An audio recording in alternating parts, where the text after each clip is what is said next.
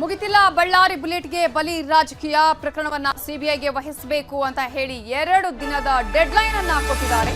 ಬಳ್ಳಾರಿಯಲ್ಲಿ ಶಾಸಕ ಜನಾರ್ದನ ರೆಡ್ಡಿ ಅವರು ಬಳ್ಳಾರಿ ಬುಲೆಟ್ಗೆ ಬಲಿ ರಾಜಕೀಯಕ್ಕೆ ಸಂಬಂಧಪಟ್ಟ ಹಾಗೆ ಇನ್ನೂ ಕೂಡ ಇದು ಬೇರೆ ಬೇರೆ ಮಜಲುಗಳನ್ನ ಪಡೆದುಕೊಳ್ತಾ ಇದೆ. ಇದೀಗ ಈ ಪ್ರಕರಣವನ್ನ ಸಿಬಿಐಗೆ ವಹಿಸಬೇಕು ಅಂತ ಹೇಳಿ 2 ದಿನದ ಡೆಡ್ಲೈನ್ ಅನ್ನ ಬಳ್ಳಾರಿಯಲ್ಲಿ ಶಾಸಕ ಜನಾರ್ದನ ರೆಡ್ಡಿ ನೀಡಿದ್ದಾರೆ. ರಾಜಶೇಖರನ ಹತ್ಯೆ ಮಾಡಿಸಿದ್ದೇ ಭರತ್ ರೆಡ್ಡಿ ಅಂತೆ, ಶವ ಹೂಳುವ ಬದಲು ಸುಟ್ಟು ಹಾಕಿಸಿದ್ದೇ ಶಾಸಕರಂತೆ. ಬಳ್ಳಾರಿಯಲ್ಲಿ ಶಾಸಕ ಜನಾರ್ದನ ರೆಡ್ಡಿ ಹೇಳಿಕೆಯನ್ನ ಕೊಟ್ಟಿದ್ದಾರೆ. ಈ ಮೂಲಕ ಆಗ್ರಹವನ್ನ ಮಾಡ್ತಾ ಇದ್ದಾರೆ. ಈ ಪ್ರಕರಣವನ್ನ ಸಿಬಿಐಗೆ ವಹಿಸಬೇಕು ಅಂತ ಹೇಳಿ 2 ದಿನದ ಡೆಡ್ಲೈನ್ ಅನ್ನ ಕೂಡ ಕೊಟ್ಟಿದ್ದಾರೆ. ರಾಜಶೇಖರನ ಹತ್ಯೆ ಮಾಡಿಸಿದ್ದೇ ಭರತ್ ರೆಡ್ಡಿ, ಶವ ಹೂಳುವ ಬದಲು ಸುಟ್ಟು ಹಾಕಿಸಿದ್ದಾರೆ ಅನ್ನುವಂತಹ ಆರೋಪವನ್ನ ಮಾಡಿ ಸಿಬಿಐಗೆ ವಹಿಸೋದಿಕ್ಕೆ ಇದೀಗ 2 ದಿನದ ಡೆಡ್ಲೈನ್ ನೀಡಿದ್ದಾರೆ. ಇಷ್ಟು ಹೊಸ SP ಹೊಸ IG ಬಂದ ಮೇಲೆ ಆದರೂ ಕೂಡ ಅವರು ಚಾರ್ಜ್ ತಗೊಂಡು 24 ಗಂಟೆ ದಾಟಿದೆ ಅಂತ ಅನ್ಕೊಳ್ತೀನಿ ನಾನು.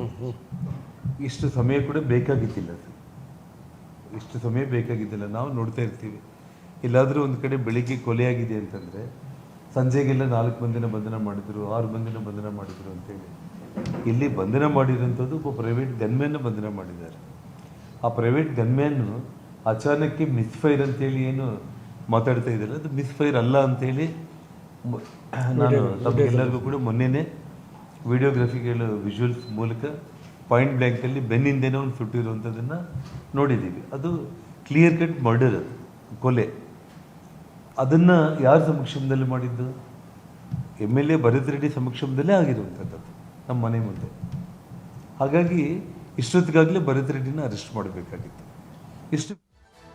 ಬೆಳಗಾವಿಯ ಸಕ್ಕರೆ ಕಾರ್ಖಾನೆ ಬಾಯ್ಲರ್ ಸ್ಫೋಟ ಪ್ರಕರಣಕ್ಕೆ ಸಂಬಂಧಪಟ್ಟ ಹಾಗೆ ಸಾವನ್ನಪ್ಪಿದ ಮಂಜುನಾಥ್ ತೇರದಾಳ ಅಂತ್ಯಕ್ರಿಯೆ. ಮಂಜುನಾಥ ಪತ್ನಿ ಶ್ರುತಿ ಈಗ 9 ತಿಂಗಳ ಗರ್ಭಿಣಿಯಾಗಿದ್ದಾಳೆ.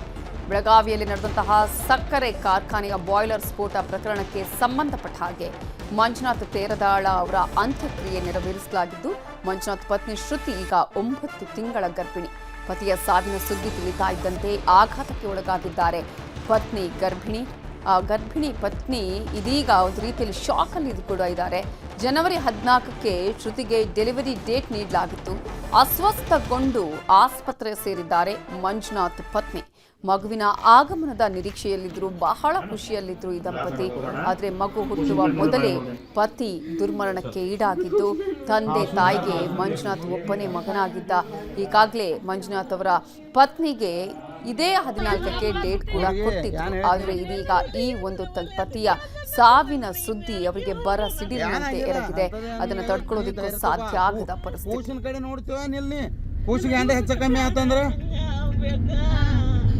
ನಾಲ್ಕು ಕೂಸಿಗೆ ಏನ್ರ ಹೆಚ್ಚು ಕಮ್ಮಿ ಆಯ್ತು ಮಾಡಿತಂದ್ರೆ ಧೈರ್ಯಲ್ಲೇ ಇರ್ಬೇಕದ. ನೀವು ಮಧ್ಯಾಹ್ನ ಹಿಡ್ಕೊಂಡು ಏನು ಹೇಳ್ತಿದ್ವಿ.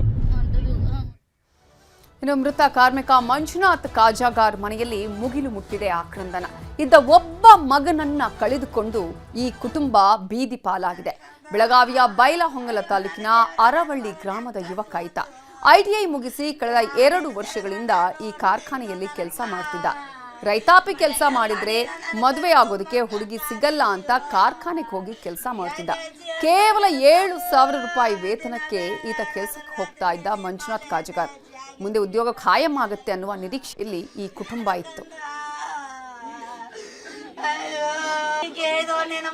ಬೆಳಗಾವಿ ಜಿಲ್ಲೆಯ ಬೈಲಹೊಂಗಲದ ಇನಾಮದಾರ್ ಸಕ್ಕರೆ ಕಾರ್ಖಾನೆ ನಡೆದಂತಹ ಬಾಯ್ಲರ್ ದುರಂತದಲ್ಲಿ 7 ಜನ ಕಾರ್ಮಿಕರು ಮೃತಪಟ್ಟಿರ್ತಕ್ಕಂಥದ್ದು. ಈ ಮೃತರ ಪೈಕಿ ಅವರೊಳ್ಳಿ ಗ್ರಾಮದ ಮಂಜುನಾಥ್ ಕಾಜ್ಗಾರ್ ಅಂತಕ್ಕಂಥವ್ರ ಮನೆಯಲ್ಲಿದ್ದಾನೆ. ಈ ಮನೆಯಲ್ಲಿ ಇನ್ನೂ ಕೂಡ ಆಕ್ರಂದನ ಇರತಕ್ಕಂಥದ್ದು. ಪ್ರಮುಖವಾಗಿ ಮನೆಗೆ ಆಧಾರ ಸ್ತಂಭವಾಗಿದ್ದ ಮಗನನ್ನ ಕಳೆದುಕೊಂಡು ಇಡೀ ಕುಟುಂಬ ಇವತ್ತು ಕಣ್ಣೀರಿಡ್ತಕ್ಕಂಥದ್ದು. ಪ್ರಮುಖವಾಗಿ ಇವರು ಒಬ್ಬನೇ ಗಂಡು ಮಗ ಆಗಿದ್ದ. ಇವರು ಮನೆಯನ್ನ ಮನೆಗೆ ಇವರೇ ಆಧಾರ ಸ್ತಂಭವಾಗಿರ್ತಕ್ಕಂಥದ್ದು.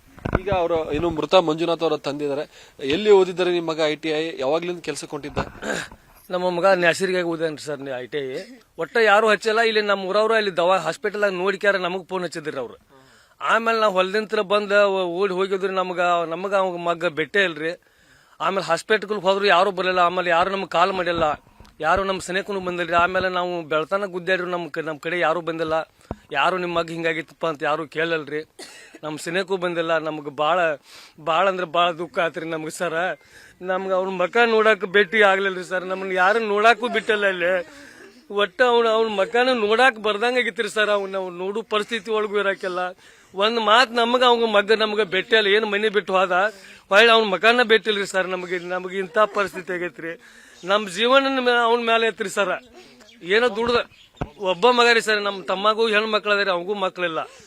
ನಮ್ಮ ಈ ಇಬ್ಬರು ನಡ್ಕೊಂಡ್ ಒಬ್ಬ ಗಂಡು ಮಗ ರೀ. ಏನೋ ಒಬ್ಬ ಆಸೆ ಕದಾನ್ ಬಿಡ್ರಿ ಅಂತ ಹೇಳಿ ನಾವು ಮುಂದೆ ಏನೋ ಜೀವನ ನಡೀತೈತಿ ನಾವು ಮಾಡಿದ್ವಿ. ಆದ್ರೆ ಕನಸೆಲ್ಲ ನಿರಾಶೆ ಆಗಿ ಹೋತ್ರಿ ಸರ್ ನಮ್ದು.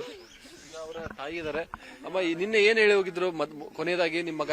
ಕೊನೆಯದಾಗಿ ನಾವು ಅವರು ಲಿಂಗದಲ್ಲಿ ಇರುವಂತ ಅಂಬಾಭವಾನಿ ದೇವರಿಗೆ ಹೋಗೋಣ ಅಂತ ನಾನು ಕರ್ಕೊಂಡು ಹೋದ್ರೆ ಇಬ್ರು ಹೋಗಿ ಕರ್ಕೊಂಡು ದೇವರ ದರ್ಶನ ಮಾಡಿ ಮಾಲಿ ಹಾಕಿ ಪ್ರಸಾದ ಮಾಡಿ ಇಬ್ರು ಕೂಡಿ ಬಂದ. ಒಂದ್ ಕಪ್ ಚಾ ಮಾಡ್ಕೊಡಂದ್ ನನ್ನ ಕೈಲೇ ಚಾ ಮಾಡಿಸ್ಕೊಂಡ್ ಕುಡ್ದ. ನಾನು ಮಾತಾಡ್ಸಲ್ಲ. ನನ್ನ ಮಗ ಮನಿ ಬಿಟ್ಟು ಹೋಗ್ರಿ.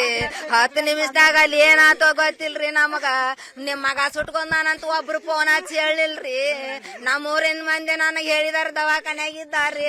ಅವ್ರ ಕಾರ್ಮಿಕರು ನೌಕರಸ್ತ್ರಿ ಯಾರು ಹೇಳೇನೆ ಇಲ್ರಿ ಅಪ್ಪ. ಅವರು ಪಗಾರ್ರಿ ಅಪ್ಪ ಈಗ ಹೇಳಿರಲ್ರಿ 8,000 ಈ ವರ್ಷ 8,500 ಮಾಡಿದಾರ. ಮೊದಲು 7,500 ಕೊಟ್ಟಾರ್ರಿ ಅಪ್ಪ. ನಿಜ ಹೇಳ್ಬೇಕಂದ್ರಿ ಅಷ್ಟ್ರಾಗ ಏನ್ ಜೀವನ ಆಕತ್ರಿ ಈಗಿನ ಚೈನಿಗೆಲ್ಲ ಮಕ್ಕಳ್ರಿ. ಅಯ್ಯೋ ನನ್ ಮಗನ ನಾ ದುಡಿಯ ಕಳಿಸ್ತಾಪ್ ಮಾಡಿ ನಿನ್ನ ರೈತೈಕಿ ಮನೆಯಾಗ ಮಾಡಬಾರ್ದಿ ದಂಧೆಗ ಅಂತ ಹೇಳಿದ್ರು. ಇದಿಷ್ಟು ಏನಂತಂದ್ರೆ ಮಂಜುನಾಥ್ ಕಾಜ್ಗಾರ್ ಅವರ ಕುಟುಂಬಸ್ಥರ ಆಕ್ರಂದನ ಆಗಿರ್ತಕ್ಕಂಥದ್ದು. ಕ್ಯಾಮರಾಮನ್ ಅಶೋಕ್ ಜೊತೆ ಚಂದ್ರಕಾಂತ್ ಸುಗಂಧಿ, ನ್ಯೂಸ್ 18 ಬೆಳಗಾವಿ. ಇನ್ನು ಈ ಒಂದು ಬಾಯ್ಲರ್ ಸ್ಫೋಟದಲ್ಲಿ ಮತ್ತೊಬ್ಬ ಮೃತಪಟ್ಟಿದ್ದು ಮೃತ ಸಂತೋಷ್ ಕಾಜ್ಗಾರ್. ಇದೀಗ ಅವರ ಮನೆಗೆ ಸಕ್ಕರೆ ಕಾರ್ಖಾನೆ ಮಾಲೀಕರು MD ಭೇಟಿಯನ್ನ ಕೊಟ್ಟಿದ್ದಾರೆ. ಅವರು ಬಂದಿದ್ದಾರೆ. 15 ಲಕ್ಷ ಚೆಕ್ ಅನ್ನ ವಿತರಿಸೋದಕ್ಕೆ ರವೀಂದ್ರ ಪಟ್ಟಣಶೆಟ್ಟಿ ಅವರು ಆಗಮಿಸಿದ್ದಾರೆ. ಆದ್ರೆ ಇವರು ಮೊದಲು ಹೇಳಿದ್ದೆ ಇಷ್ಟು 20 ಲಕ್ಷ ಪರಿಹಾರ ಕೊಡ್ತೀವಿ ಪ್ರತಿಯೊಬ್ಬ ಮೃತಪಟ್ಟಂತಹ ಅವರ ಕುಟುಂಬಸ್ಥರಿಗೆ ಅಂತ ಹೇಳಿ. ಆದ್ರೆ ಇವತ್ತು 15 ಲಕ್ಷದ ಪರಿಹಾರದ ಚೆಕ್ ಅನ್ನ ತಗೊಂಡ್ಬಂದಿದ್ದಾರೆ. ಇದೇ ಕಾರಣಕ್ಕಾಗಿ ಗ್ರಾಮಸ್ಥರು ತೀವ್ರ ಆಕ್ರೋಶವನ್ನು ವ್ಯಕ್ತಪಡಿಸಿದ್ದಾರೆ. 25 ಲಕ್ಷ ಪರಿಹಾರವನ್ನ ಕೊಡಬೇಕು ಅಂತ ಹೇಳಿ ಗ್ರಾಮಸ್ಥರು ಆಗ್ರಹಿಸಿ ತರಾಟೆಗೂ ಕೂಡ ತೆಗೆದುಕೊಂಡಿದ್ದಾರೆ. 15 ಲಕ್ಷ ರೂಪಾಯಿ ಪರಿಹಾರದ ಚೆಕ್ ಅನ್ನ ತಗೊಂಡು ಈಗ ಅವರ ಮನೆಗೆ ಬಂದಿದ್ದಾರೆ, ಸಂತೋಷ್ ಮನೆಗೆ ಬಂದಿದ್ದಾರೆ. ಆದ್ರೆ ಅದನ್ನ ತಗೊಳ್ಳೋದಕ್ಕೆ ನಿರಾಕರಿಸಿದ್ದಾರೆ ಗ್ರಾಮಸ್ಥರು. ಯಾಕಂತ ಹೇಳಿದ್ರೆ ನೀವು ಹೇಳಿದ್ದೇನು, ಆದ್ರೆ ನೀವು ಕೊಡ್ತಾ ಇರುವಂತಹ ಚೆಕ್ ಏನು ಅನ್ನುವಂತಹ ಪ್ರಶ್ನೆಯನ್ನ ಮಾಡಿದ್ದಾರೆ. MD ಈಗ ರವೀಂದ್ರ ಅವರು ಬಂದಿರೋದು ಅವರ ಮನೆಗೆ, ಸಂತೋಷ್ ಅವರ ಮನೆಗೆ ಆಗಮಿಸಿದ್ದಾರೆ. ಆದ್ರೆ ಈ ಸಂದರ್ಭದಲ್ಲಿ ಗ್ರಾಮಸ್ಥರು ತೀವ್ರ ಆಕ್ರೋಶವನ್ನ ಹೊರ ಹಾಕಿದ್ದಾರೆ.